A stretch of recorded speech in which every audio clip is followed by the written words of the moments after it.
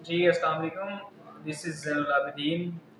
First of all, I'm thankful to Shehzad who has given me this opportunity to speak at his YouTube channel.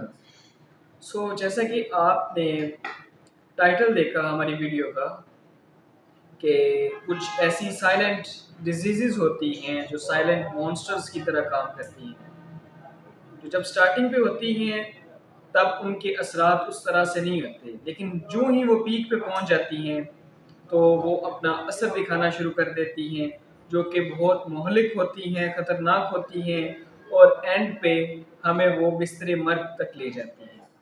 इसी तरह आज हम ऐसी ही disease के बारे में जानेंगे, उनके काजेज़ के बारे में जानेंगे, उनको डायग्नोस करने के तरीके के बारे में जानेंगे, उनके लिए जो बेस्ट डाइट्स प्लान हैं उनके बारे में जानेंगे एंड लास्ट उसके इलाज के बारे में जानेंगे कि उसका इलाज कैसे पॉसिबल है, उसको कैसे ख़त्म किया जा सकता है या उसको कैसे रोका जा सकता है। जैसा कि हम जानते हैं कि कुछ बीमारियां ऐसी होती हैं जिनको जड़ से ख़त्म किया जा सकता है। बहुत सी ऐसी बीमारियां हैं जिनको जड़ से ख़त्म किया जा सकता है। सिमिलरली बहुत सी ऐसी बीमारियां हैं जो इंसान को लग जाएं, कुछ वो हेरिडिटरी भी हो सकती हैं या कुछ वो हमारे इर्द गिर्द सोसाइटी से भी हम पे लग सकती हैं। कुछ ऐसी होती हैं जो लाइफ टाइम हमारे साथ रहती हैं, हम उनको ख़त्म नहीं कर सकते लेकिन हम उनको कंट्रोल ज़रूर कर सकते हैं। आज हम इन्हीं टॉपिक्स पे बात करेंगे कि उन डिजीज़ को फर्स्ट ऑफ ऑल डायग्नोस कैसे किया जाए, उनको ख़त्म कैसे किया जाए या उनको कंट्रोल कैसे किया जाए। तो जैसा कि आप जानते हैं आज इस वीडियो के टाइटल से भी कि हम चंद एक डिजीज़ के बारे में बात करने वाले हैं, उसके बारे में आपको बताएंगे कि उनके रूट कॉजेज़ क्या होते हैं, उनके सिम्टम्स क्या आते हैं, उनका इलाज पॉसिबल है तो किस तरह से है, उनके लिए बेहतर डाइट प्लान्स क्या हैं और उनके ख़त्म कैसे किया जा सकता है। सिमिलरली आज जो पहली डिजीज़ जिसके बारे में मैं आपसे बात करना चाहूँगा वो है डायबिटीज़। डायबिटीज़ अगर आप ग्लोबल लेवल पे देखें तो डायबिटीज़ एक बहुत संगीन इशू बन चुका है। आप जब 35 या 40 क्रॉस करते हैं ऑटोमेटिकली आपको डायबिटीज़ होती है। हर दूसरे से तीसरा बंदा डायबिटीज़ का शिकार होता है। अब मसला ये है कि इसके ऊपर रिसर्च के मुताबिक डिफरेंट लोगों के पॉइंट ऑफ व्यूज़ हैं कि डायबिटीज़ हेरिडिटरी है या डायबिटीज़ आपके लाइफस्टाइल से, आपके लाइफस्टाइल की वजह से हो जाती है। तो इसमें से तज़ाद भी है कुछ लोगों का कि ये हेरिडिटरी है, ये हेरिडिटरी नहीं है, लेकिन हम उस चीज़ में नहीं जाएंगे। लेकिन ये होता है कि हेरिडिटरी पे मैं थोड़ा-सा करता हूँ कि हेरिडिटरी भी हो सकती है डायबिटीज़। ज़रूरी नहीं है कि आपको है तो आपके सारे बच्चों को डायबिटीज़ है। ज़रूरी ये नहीं है कि आपके बच्चों को डायबिटीज़ है, इट मीन्स कि आपके अंदर भी डायबिटीज़ हो। ऐसा बिल्कुल ज़रूरी नहीं है। सो आज हम डायबिटीज़ के बारे में जानेंगे कि डायबिटीज़ बेसिकली होती क्या है। सो डायबिटीज़ होती है जब हमारा पैंक्रियाज़ इंसुलिन खा रहे हो। फर्स्ट ऑफ ऑल मैं आपको बताता हूँ कि पैंक्रियाज़ क्या होता है। हमारी बॉडी के अंदर एक ऑर्गन होता है जिसको पैंक्रियाज़ कहते हैं। पैंक्रियाज़ उर्दू में उसको लबलबा भी कहा जाता है। सो पैंक्रियाज़ का काम ये होता है कि वो इंसुलिन को खारिज करता है, इंसुलिन को सिक्रीट करता है और हमारी बॉडी में हम जितनी भी डाइजेस्ट करते हैं, जो खाते हैं, वो ग्लूकोज़ की शक्ल में होती है। अगर हमारा ये पैंक्रियाज इतना ज़रूरी है कि अगर ये बॉडी के अंदर ना होता तो हम शायद कि यकीनन ज़िंदा ही नहीं रह सकते, क्योंकि पैंक्रियाज के बगैर हमारी बॉडी के अंदर, हमारे ब्लड के अंदर ग्लूकोज का लेवल इतना ज़्यादा बढ़ जाएगा जिसकी वजह से हमारे अंदर वो अटैक्स आना शुरू हो जाएंगे, ग्लूकोज के अटैक्स पैदा होना शुरू हो जाएंगे, डायबिटिक अटैक्स होना शुरू हो जाएंगे जिनको हमारी बॉडी या हमारा ब्लड या हमारा ब्रेन सफ़र नहीं कर पाएगा।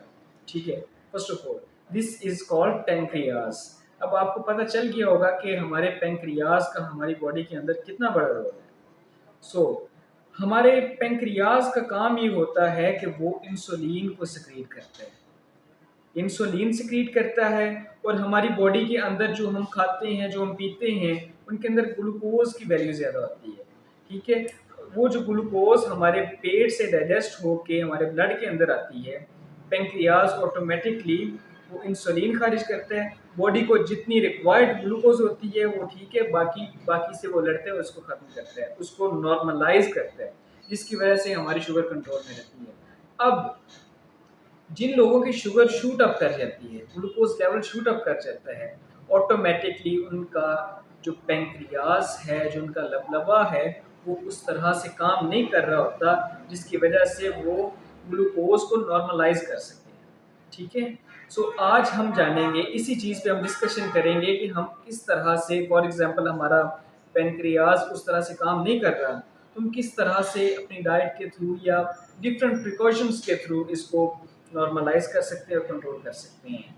ठीक है, अब फॉर एग्जांपल आपका पेनक्रियाज सही से काम करना नहीं करता, हम जो डाइट डाइजेस्ट कर रहे हैं, जो हम खा पी रहे हैं, वो ऑटोमेटिकली उसकी ग्लूकोज का लेवल बढ़ जाएगा, जिसकी वजह से ग्लूकोज का लेवल बढ़ने की वजह से पैंक्रियाज उसको नॉर्मलाइज नहीं करने की वजह से हमारे ब्लड के अंदर ग्लूकोज बढ़ जाएगी।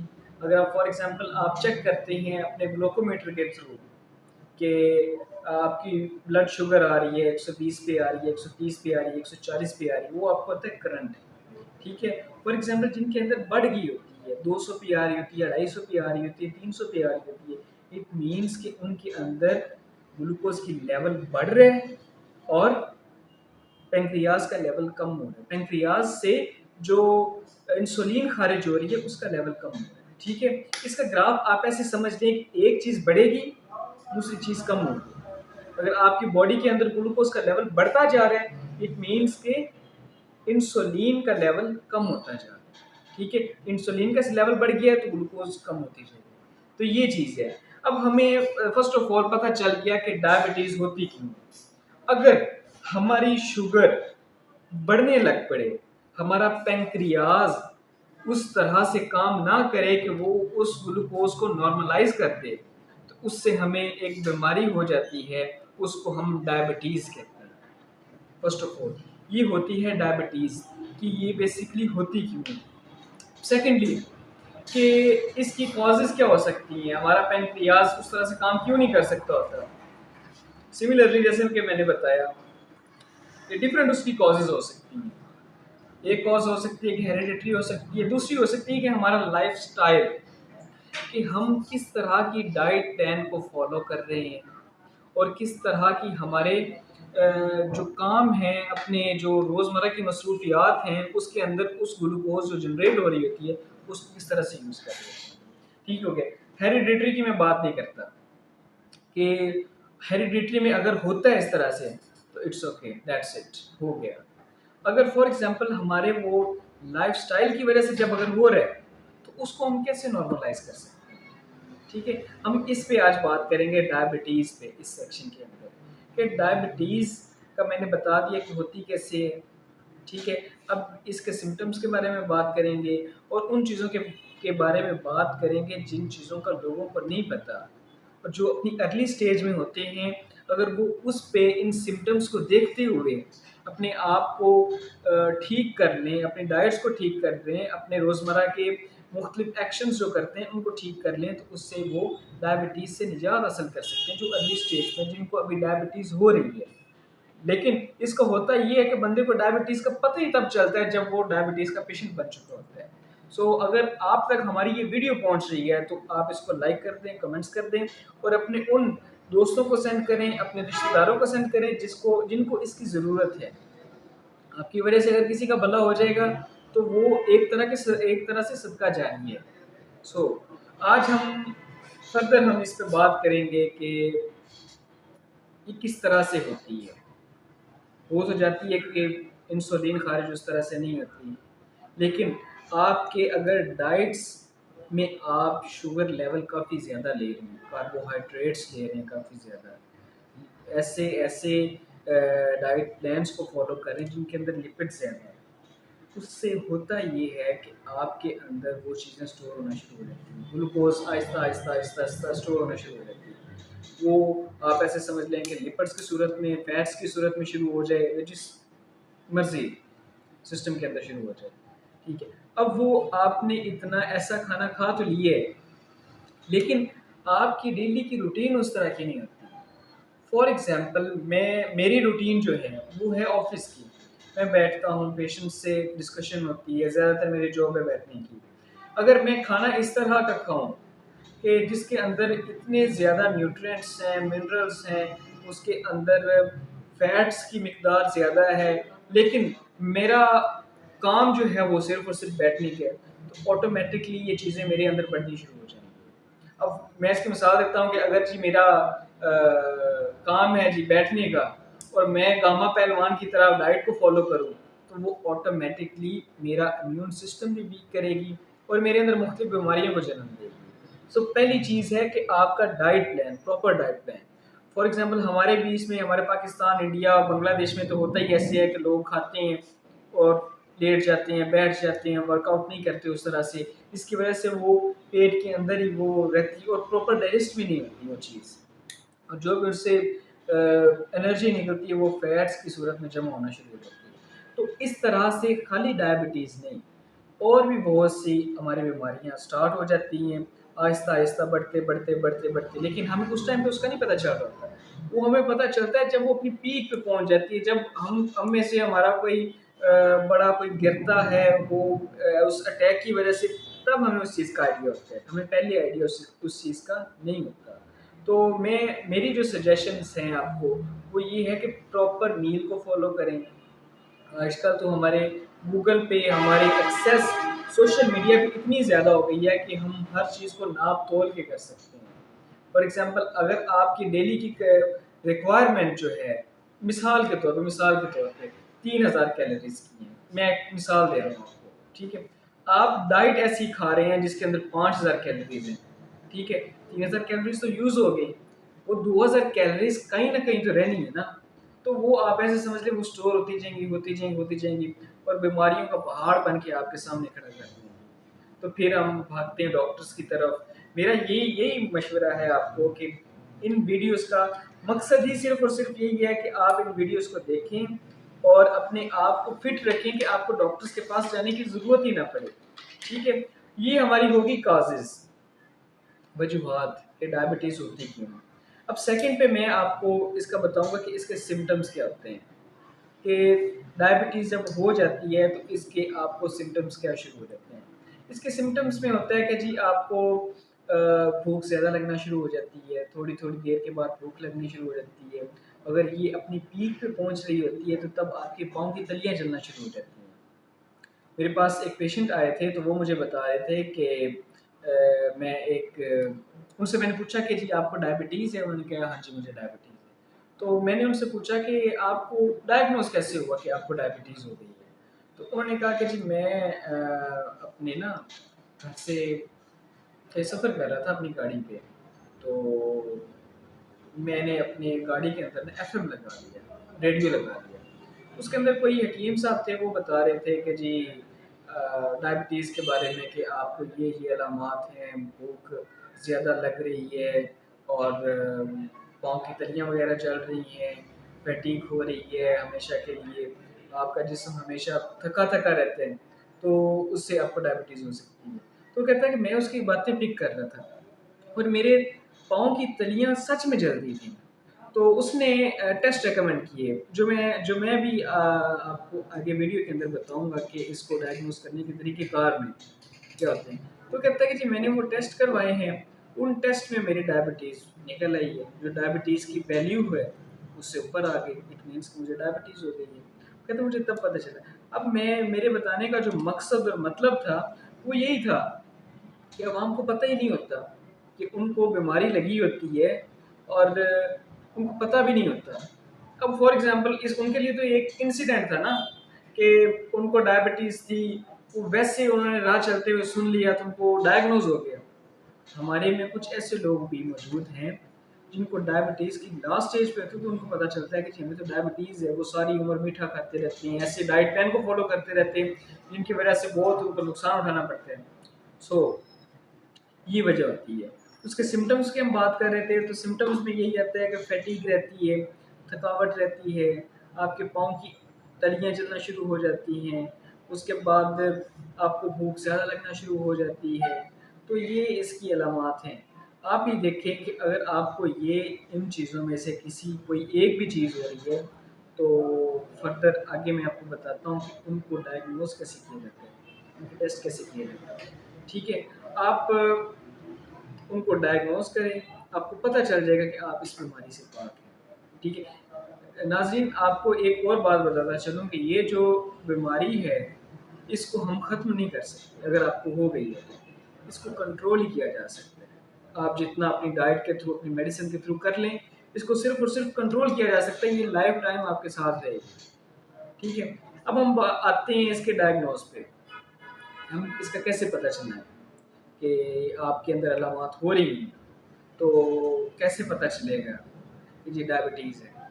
तो डायबिटीज़ के लिए कुछ टेस्ट होते हैं, लैब टेस्ट होते हैं, मैं आपको रेकमेंड करता हूँ। उसके लिए होता है ब्लड शुगर रैंडम। आप खाना खाने के 2-3 घंटे बाद उसको करवाएं। वो आजकल तो हर फार्मेसी पे भी वो किट अवेलेबल है, ग्लूकोमीटर के थ्रू जो किया जाता है। ठीक है, उस पे अगर आपकी वैल्यूज ज़्यादा आती हैं, फास्टिंग में करवा के देखें। ठीक है, 10 से 12 घंटे की फास्टिंग में करवाएं। इसमें आप पानी ले सकते हैं, पानी के अलावा कुछ नहीं पी सकते। ठीक है, उसमें भी अगर आपकी वैल्यू ज़्यादा आ रही है ना, तो किसी अच्छी ऑथेंटिक लैब में जाके एक टेस्ट करवाएं जिसका नाम है HbA1c। मैं दोबारा रेकमेंड करता हूँ आपको, HbA1c आपकी स्क्रीन पे भी चल रहा होगा, ऊपर नाम लिखा हुआ आ रहा होगा, HbA1c, ग्लाइकोसिलेटेड हीमोग्लोबिन HbA1c। ये आप टेस्ट करवाएं, इससे आपको कंफर्म हो जाएगा कि आपको डायबिटीज़ है या नहीं है। इसकी वैल्यू होती है 6.3। 6.3 से अगर अबव चली जाती है, इट मीन्स कि आप डायबिटिक हो चुके हैं। अब आपको वो सारे अय्याशियाँ छोड़नी पड़ेगी जो आप करते रहें, और आपको एक सख्त ज़िंदगी गुजारनी पड़ेगी। आपको एक हार्ड वर्किंग वाली ज़िंदगी गुजारनी पड़ेगी। अगर आप नहीं गुजार रहे तो जिसके अंदर आपको वॉक करनी पड़ेगी, वर्कआउट करना पड़ेगा, एक प्रॉपर और डिसिप्लिन डाइट प्लान को फॉलो करना पड़ेगा। तो अब आप जान चुके हैं कि किस तरह से हो जाता है, किस तरह से इसको डायग्नोज किया जा सकता है। ठीक है, वो टेस्ट के नाम भी आपकी स्क्रीन पे भी चल रहे होंगे, HbA1c, glucose fasting and glucose random. ठीक है, अब मैं यहाँ पे आपको बताता चलूँ कि कुछ बच्चों के अंदर भी डायबिटीज़ हो रही है, तो इसकी रेशो मुसलसल बढ़ती जा रही है।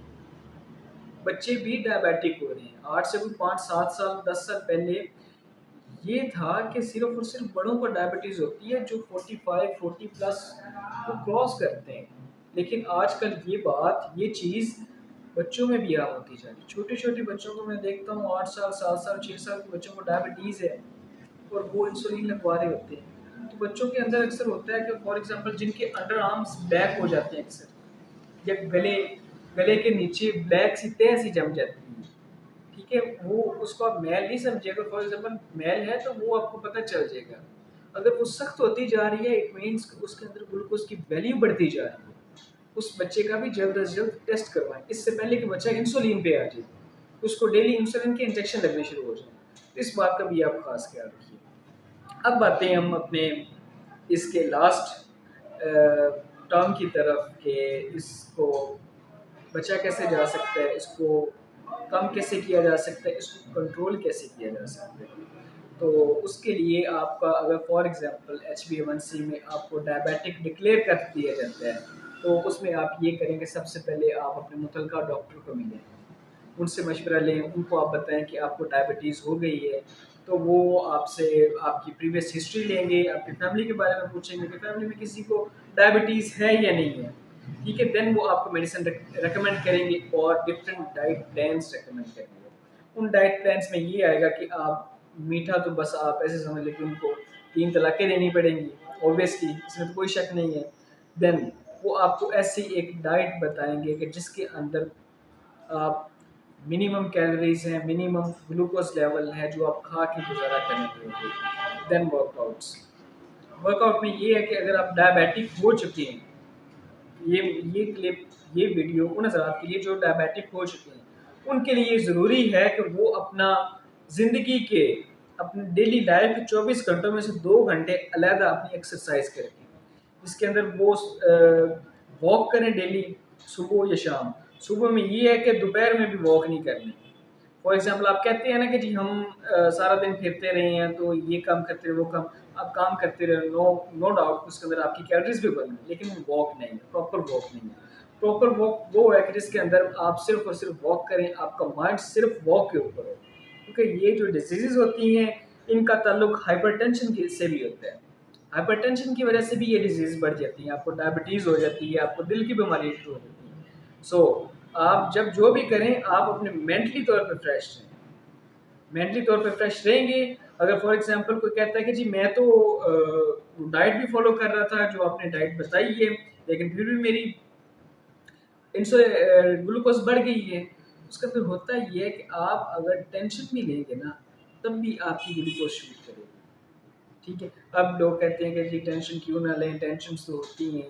तो मेरा ज़ाती यही उनको सजेशन है कि आप फॉर एग्जांपल आप अपनी लाइफ के अंदर सोचें प्रीवियस कोई मसला जिसमें आपने कहा हो कि यार इससे बड़ा कोई इशू मेरी ज़िंदगी में आ ही नहीं सकता।